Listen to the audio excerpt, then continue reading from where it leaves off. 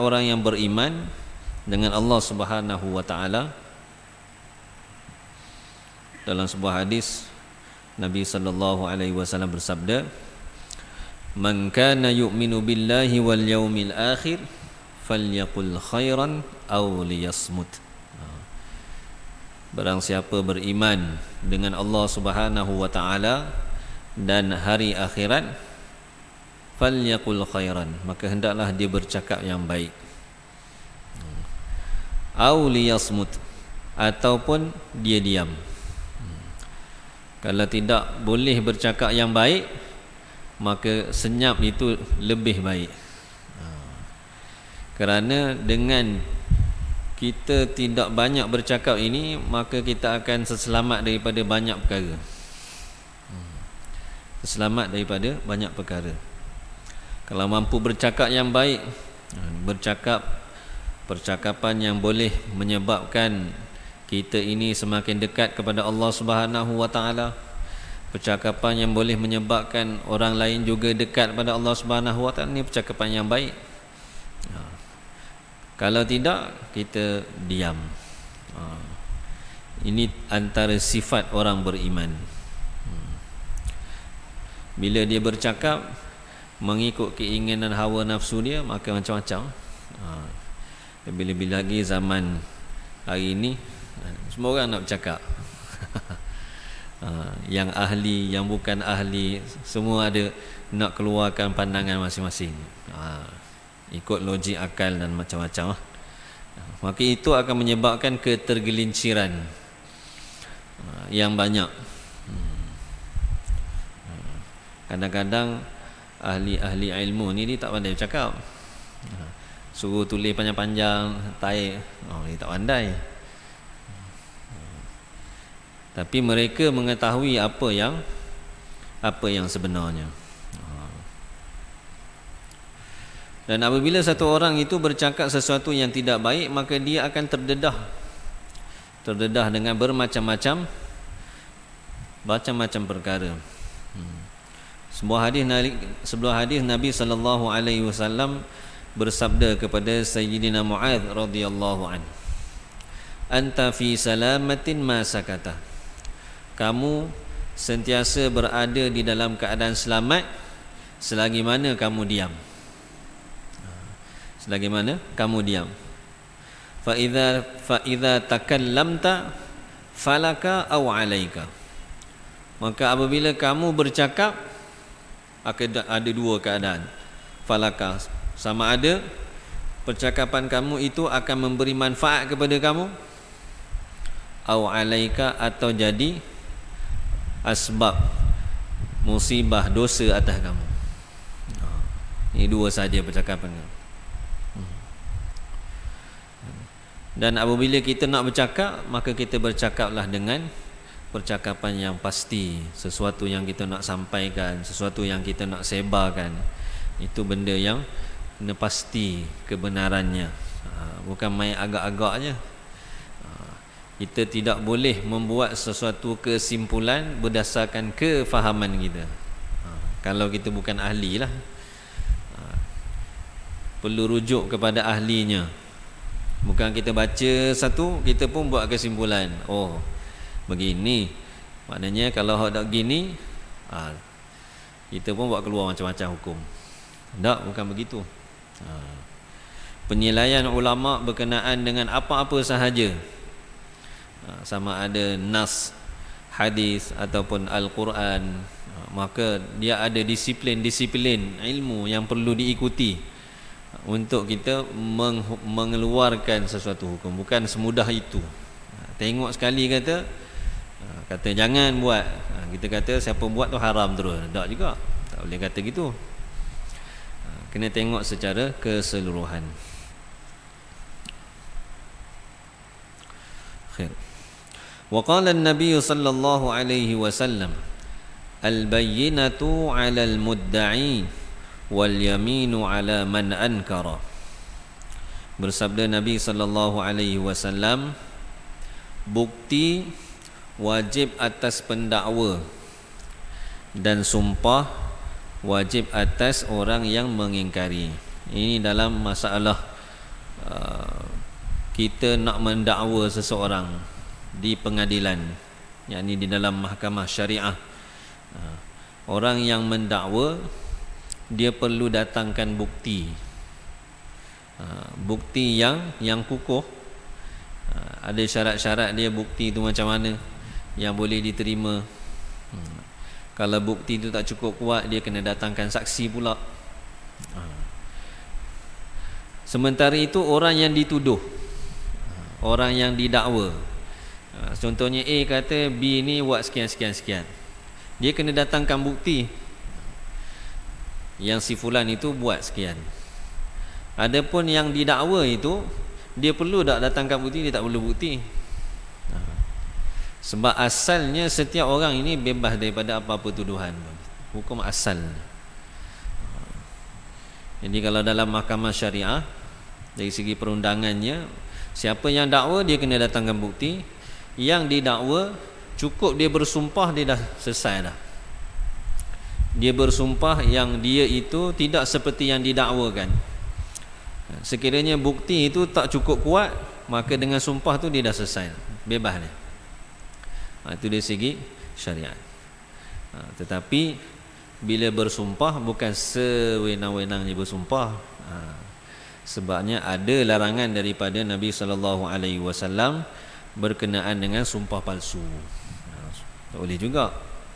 Jadi siapa yang sumpah palsu, kena pula dia.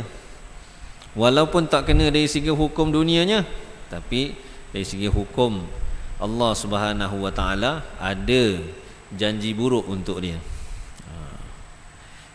Walaupun nampak lepas, atas dunia ni lepas, tapi sebenarnya dia tak lepas juga.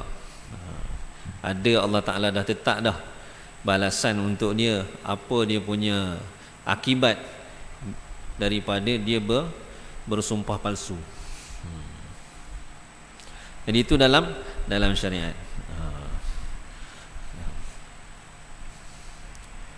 Khair. Wa qala an-nabiy sallallahu alaihi wasallam, tarku syarri sadaqatun. Bersabda Nabi sallallahu alaihi wasallam, meninggalkan keburukan adalah sedekah. Meninggalkan keburukan, semua bentuk keburukan, sama ada dari segi percakapan, dari segi perbuatan, tingkah laku, zalim dan sebagainya, meninggalkan perkara-perkara ini adalah sedekah. Kata ulama, maksudnya siapa yang meninggalkan melakukan perbuatan-perbuatan yang tidak baik, perbuatan-perbuatan jahat, perbuatan yang menyebabkan orang ramai terganggu, ataupun ada mana-mana hamba Allah Subhanahu Wa Taala yang tersakiti, perbuatan dia tidak mengganggu, tidak melakukan sesuatu yang mengganggu orang lain, seolah-olah dia telah bersedekah atas orang-orang itu, sehingga dia dapat pahala. Kita tak menyusahkan orang tu, satu sedekah, kita dapat pahala. Sebab orang beriman ni, segala yang berkait dengan orang beriman ni dipelihara oleh Allah Subhanahu Wa Taala. Orang Islam, orang beriman, bukanlah semudah-mudahnya untuk kita kata, untuk kita buat sesuatu yang boleh menyakiti, boleh menyakiti orang-orang beriman. Hatta dia satu orang yang jahat sekalipun, dengan syarat-syaratnya pun kita tak boleh sakiti dia. Dia jahat tu dia dengan Allah Ta'ala, kita tak ada apa-apa hak. Contohnya dia buat jahat pada orang lain, kita pula hak lebih. Tuan yang kena ganggu tu tak ada kata apa-apa pun, orang lain yang bahagian tengok ni tambah banyak. Jadi meninggalkan perbuatan-perbuatan yang jahat, perbuatan-perbuatan yang buruk adalah satu sedekah. Maknanya ada pahala daripada Allah Subhanahu Wa Taala. Kita tahan diri kita daripada bercakap sesuatu yang buruk, sesuatu yang tidak baik.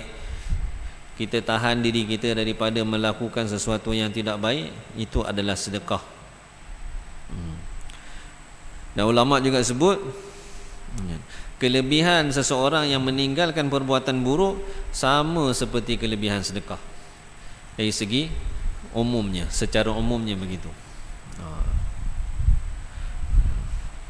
Wa qala an-nabiy sallallahu alaihi wasallam, ta'arraf ila Allah fi ar-rakha'i ya'rifka fi asy-shiddati wa'lam annama akhta'aka lam yakun liyusibaka wa ma asabaka lam yakun liyukhti'aka wa'lam anna an-nasra ma'as sabri wa anna al-faraja ma'al karbi wa anna ma'al usri yusra. Bersabda Nabi sallallahu alaihi wasallam, ta'arraf ila Allah, kenalkanlah diri kamu, kenalkanlah dirimu kepada Allah Subhanahu wa taala. Yani jadikanlah diri kamu dikenali oleh Allah. Bila firrakhai, semasa senang, waktu senang. Waktu senang kita buat perkara-perkara yang menyebabkan Allah Subhanahu wa taala jadi kenal kita. Ataupun sebagian ulama menterjemahkan hadis ini dengan dekatkanlah dirimu kepada Allah Subhanahu wa taala pada waktu senang. Waktu senang kita dekatkan diri kita pada Allah. Itulah peluang yang paling baik. Waktu senang kan, tak ada fikir apa dah. Masa ni kita dekatkan diri kita pada Allah Subhanahu wa taala.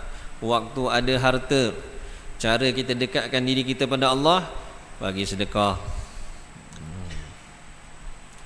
Beri manfaat kepada orang ramai melalui harta kita. Ini cara kita mendekatkan diri kita dengan Allah Subhanahu wa taala. Dari segi kesihatan pula, macam mana cara kita dekatkan diri kita pada Allah? Sihat tubuh badan yang Allah Ta'ala kurniakan kepada kita, kita dekatkan diri kita dengan Allah dengan cara kita tunaikan ibadah, beribadat pada Allah Subhanahu wa taala. Pada ketika kita ini dalam keadaan aman, tidak diganggu, tidak berada di dalam keadaan yang susah, peperangan dan sebagainya, pada waktu itu kita sentiasa ingat pada Allah Subhanahu wa taala. Jadi natijah daripada kita dekatkan diri kita pada Allah Subhanahu wa taala menyebabkan Allah Taala kenal kita. Waktu kita senang, natijah dia ialah ya'rifka fi syiddati. Pasti dia akan kenal kamu ketika kesusahan. Waktu kita susah, waktu itulah Allah Subhanahu wa taala akan tahu ni hamba dia ni susah ni. Dulu waktu dia senang, dia banyak ibadat, dia banyak tunaikan perintah Allah Subhanahu wa taala. Waktu susah, Allah Subhanahu wa taala akan kenal dia. Apa natijah Allah Taala kenal hamba Allah Taala ni? Natijah dia ialah Allah Subhanahu wa taala akan beri dia jalan keluar. Kalau dia berada di dalam kesempitan, Allah Taala akan beri dia jalan keluar. Zaman Bani Israel ada satu riwayat Imam Bukhari rahimahullah. Dalam Bani Israel dulu ada 3 orang. Dia berjalan, kemudian cuaca hujan, mereka pun berteduh masuk dalam gua. Duduk dalam gua, tiba-tiba jatuh seketul batu, tutup pintu gua. Tak boleh nak keluar. Tak boleh nak keluar. Jadi bila begitu, dia duduk sama-sama, dia kata kita ni kena cari satu amalan yang kita buat ni memang ikhlas kerana Allah Ta'ala. Kita doa dengan Allah Subhanahu Wa Ta'ala melalui amalan kita ni. Maka orang yang pertama pun dia pun doa, ya Allah, dia kata saya ni ada mak ayah yang sangat tua, dan saya juga ada anak. Mereka ini saya beri minum susu. Saya ada gembala, saya bagi dia minum susu. Dan setiap hari bila saya balik daripada gembalaan saya akan beri mak ayah saya minum dulu. Lepas mak ayah saya minum, barulah anak minum. Baru beri ke anak. Satu hari saya balik lambat. Dia balik lambat. Bila balik-balik tengok mak dengan ayah dia tidur dah. Tidur. Dan dia doa pada Allah Subhanahu Wa Taala, dia berkata, wahai Allah, aku tak nak ganggu mak ayah sedang tidur ni, aku tunggu. Nak beri dia minum susu ni. Tunggu sampailah keesokannya. Baru bangun, baru aku beri susu tu. Lepas tu baru beri pada anak aku. Lepas tu dia doa, wahai Allah, kalau amalan ni aku buat ikhlas kerana engkau, bukalah pintu gua ni. Allah Ta'ala terima doa ni, buka sikit pintu gua.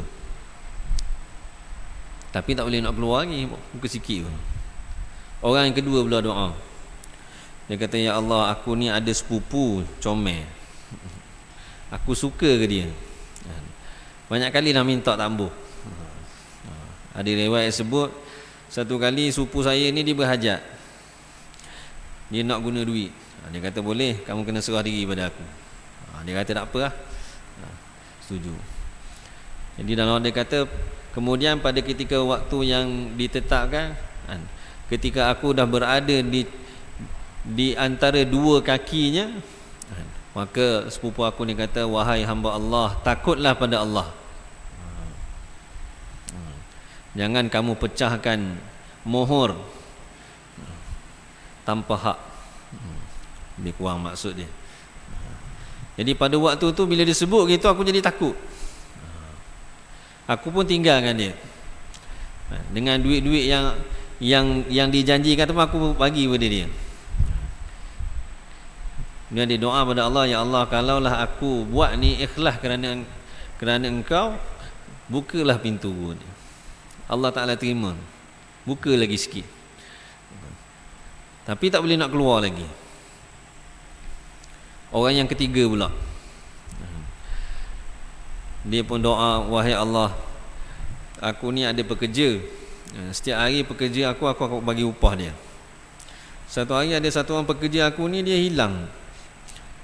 Dia tak mari ambil upah dia. Jadi upah dia tu aku guna untuk kembangkan harta tu, beli ternakan dan sebagainya, biak. Kemudian satu hari dia mari tuntut upah dia. Dia kata, upah kamu tu ada padang tu, belaka tu ambil lah. Jadi pekerja dia kata, jangan main-main. Dia kata, tuan janganlah main-main dengan saya. Dia kata, ya sungguh tu, upah kamu hari tu saya beli ternakan, kemudian ternakan membiak tu lah dia. Lepas tu tiba ambil belaka tinggal, tak tinggal sikit pun. Jadi dia doa, ya wahai Allah, kalau aku buat ini ikhlas kerana engkau, bukalah pintu gua. Maka Allah Ta'ala pun terima doa ni, buka lagi pintu, tiga-tiga boleh keluar selamat. Ini termaktub di dalam kitab Sahih Bukhari. Kisah ni ada 2-3 versi, riwayat dia pelbagai.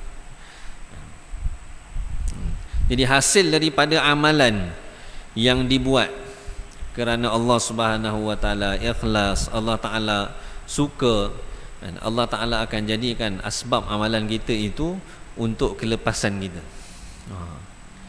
Bila kita susah, waktu tu Allah Taala akan tolong kita. Kemudian Nabi SAW bersabda, wa'lam annama akhta'aka lam yakun liyusibaka. Dan hendaklah kamu ketahui sesungguhnya perkara, yakni ketentuan takdir yang menyalahi kamu, yang tersalah daripada kamu, yakni tak sampai kepada kamu, ketentuan Allah Subhanahu wa taala yang tidak kena kepada kamu. Contoh, ada berlaku apa-apa kan, orang lain kena, kita tak kena. Bukan sebab mujur, tapi itu memang ketentuan Allah Subhanahu wa taala yang kita rasa nampak macam tak sampai pada kita. Nabi kata sesungguhnya segala ketentuan yang tersalah daripada kamu, lam yakun liyusibaka, tidaklah ia akan menimpa kamu, akan kena kepada kamu. Memang tak akan kena. Sebab apa? Memang takdir Allah Ta'ala tak kena. Saya dah ada satu orang pak saudara saya, dia bekas Panglima Angkatan Tentera Malaysia, Tan Sri Ismail Omar nama dia. Tahun, tak silap saya, tahun 2002 bulan puasa, ada kejadian tanah runtuh di Ulu Kelang, rumah banglo tu, bulan puasa. Rumah banglo pak saudara saya lah. Dia ada dalam rumah tu waktu tahajud, waktu sebelum sahur. Isteri dia meninggal, anak dia, menantu dia meninggal. Dia cerita waktu kejadian tanah runtuh tu, dia duduk di antara ruangan dapur dengan ruangan selepasnya. Di tengah-tengah tu lah, kat orang panggil apa, kat pintu tu lah kita nak duduk gitu. Dia terperangkap daripada sampai pukul 10 pagi, 11 pagi saya terperangkap. Hidup lagi. Dia kata waktu runtuhan tu, dia tengok tanah runtuh tu mari, runtuhan tu mari sampai depan muka dia, berhenti. Sampai depan ni berhenti, kena kaki sikit, dia tersepit duduk tengok, berhenti. Kalau kita kata mujur tak kena, tapi sebenarnya itulah takdir Allah Ta'ala. Memang Allah tidak takdirkan dia mati disebabkan itu. Ketentuan Allah SWT dia tak kena. Walaupun rumah tu runtuh, rumah dia tepi bukit, jatuh tanah tu mari gerap,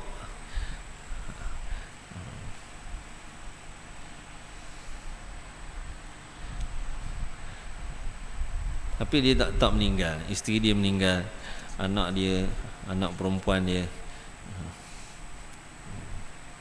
insya-Allah.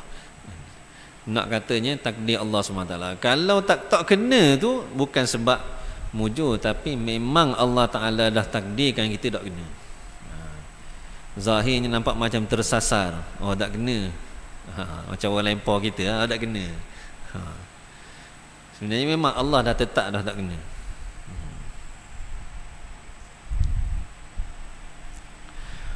Wa ma asabaka lam yakun liyukhti'aka, dan apa-apa sahaja ketentuan Allah Subhanahu wa taala yang menimpa kamu, yang kena kepada kamu, lam yakun liyukhti'aka, tidaklah ia itu akan tersalah daripada kamu. Sebab apa? Itu memang Allah Taala dah tetap dah atas kita. Dah tetap dah atas kita. Orang bersukan dia menang, bukan sebab pandai pun.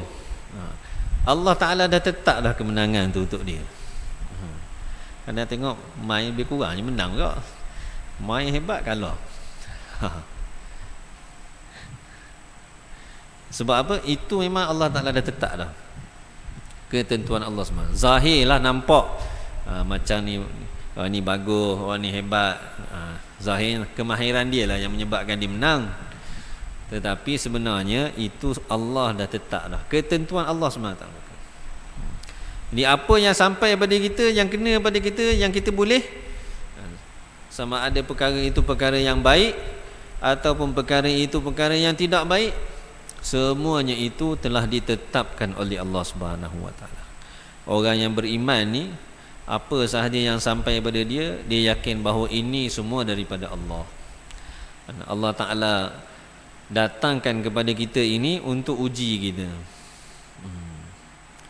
supaya dengan kelebihan kebaikan yang kita boleh, kita puji Allah Subhanahu wa taala. Kalau musibah, perkara-perkara yang tidak baik yang menimpa kita, kita bersabar atas ujian Allah Subhanahu wa taala. Sabar tu. Bukan sebab kalaulah saya tak ada, tak jadi gini. Kalaulah saya sempat, bukan masalah, tak ada. Kalau Allah Ta'ala nak, dah tetap dah, pasti dia akan berlaku. Masya Allahu kana wa ma lam yasha' lam yakun. Dalam hadis sebut, apa yang Allah Ta'ala kehendaki, kana pasti berlaku. Wa ma lam yasha' lam yakun. Apa yang Allah tidak kehendaki, pasti tak berlaku.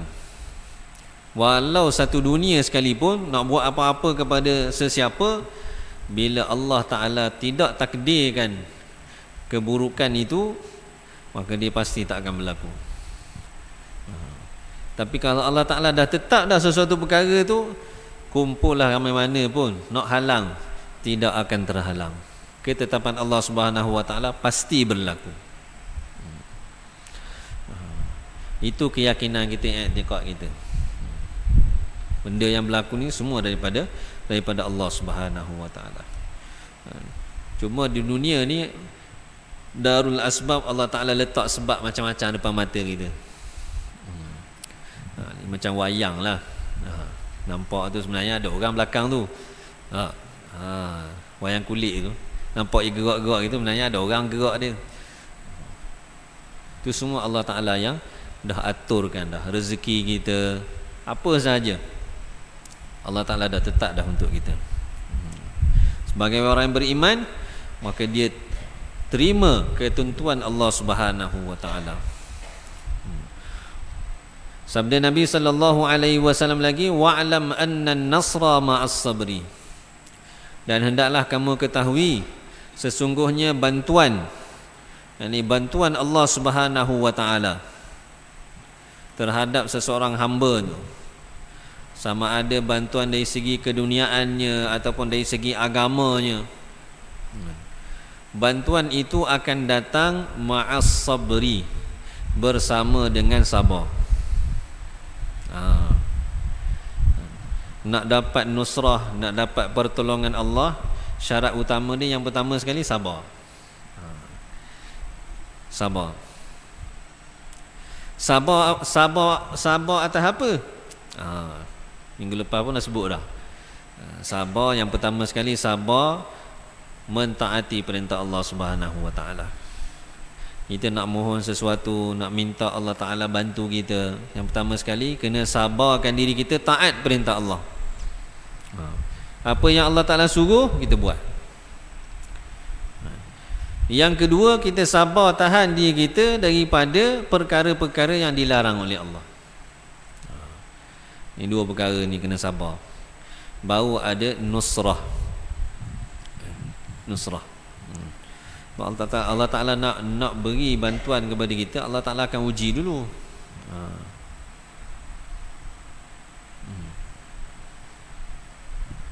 Allah Ta'ala uji kita dulu, nak tengok kita betul ke keyakinan kita pada Allah Subhanahu wa taala.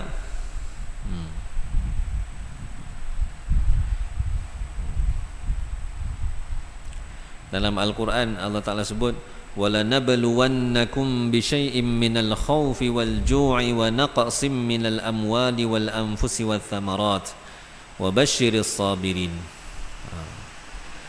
Kami akan uji kamu, kami pasti akan uji kamu, بِشَيْءٍ مِّنَ الْخَوْفِ, dengan sedikit ketakutan, kelaparan, sedikit harta, sedikit hasil tanaman, buah-buahan.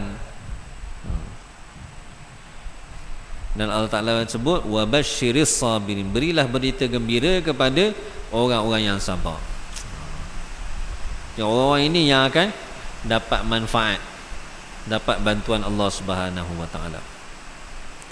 Wa annal faraja ma'al karubi, dan sesungguhnya kelapangan akan ada bersama kesusahan. Akan ada bersama kesusahan. Yakni akan datang kesusahan dulu, baru Allah Ta'ala akan beri kelapangan kepada kita. Itu cara Allah Subhanahu wa taala. Cara Allah Ta'ala nak bantu hamba-hamba dia, dia akan beri sedikit susah dulu. Lepas tu baru akan dibuka kesusahan. Hilang segala susah, hilang segala kesempitan. Lepas tu baru Allah Ta'ala beri nikmat dia. Barulah kita akan rasa besar nikmat Allah Subhanahu wa taala. Besar kurniaan Allah Subhanahu wa taala. Kalau boleh benda free ni biasa lah. Banyak dah dapat free pun. Rasa tak ada apa. Tak ada apa. Sebab free. Buang pun tak rasa apa. Tak rasa apa. Tapi kalau kita buat dengan susah, nak beli benda yang sikit pun, tapi dengan kesusahan, benda tu akan dihargai. Wa anna ma'al usri yusra, dan sesungguhnya bersama kepayahan akan ada kesenangan. Satu kepayahan yang Allah Ta'ala kurniakan pada kita, kita kena yakin selepas dia ni akan ada kesenangan, ada hikmah dia, ada kebaikannya. Dan Allah Ta'ala sebut perkataan yusran tu, Allah Ta'ala sebut secara umum kesenangan tu. Perkataan susah tu Allah Ta'ala sebut secara khusus. Sesuatu kesusahan yang spesifik Allah Ta'ala beri kepada seseorang hamba Allah, di sebalik kesusahan itu akan ada kesenangan yang Allah Ta'ala tak nyatakan kesenangan tu dalam bentuk apa, macam-macam. Dalam Al-Quran pun ada kan, dalam surah Alam nashrah laka sadrak, surah Al-Insyirah, fa inna ma'al usri yusra, inna ma'al usri yusra. Dua kali Allah sebut. Sesungguhnya bersama kesusahan ada kesenangan. Sesungguhnya bersama kesusahan ada kesenangan.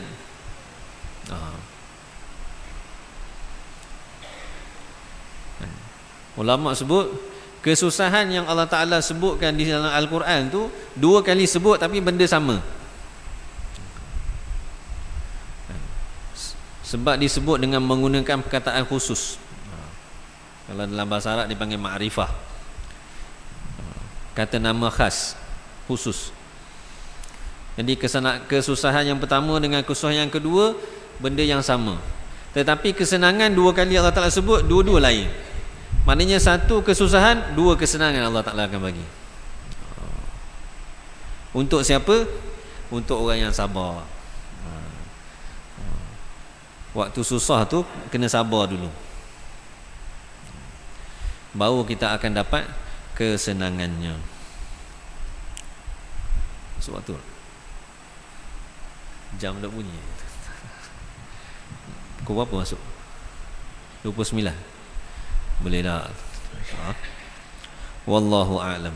Semoga Allah Subhanahu wa taala kurniakan kepada saya dan kita semua dengan apa yang dibacakan pada malam ini, sama-sama dapat kita jadikan pedoman untuk kita amalkan dalam kehidupan kita dan kita sampaikan kepada saudara-saudara kita yang lain, insya-Allah. Subhanakallahumma bihamdika asyhadu an la ilaha illa anta astaghfiruka wa atubu ilaik. Subhana rabbika rabbil izzati amma yasifun wa salamun alal mursalin, alhamdulillahi rabbil alamin.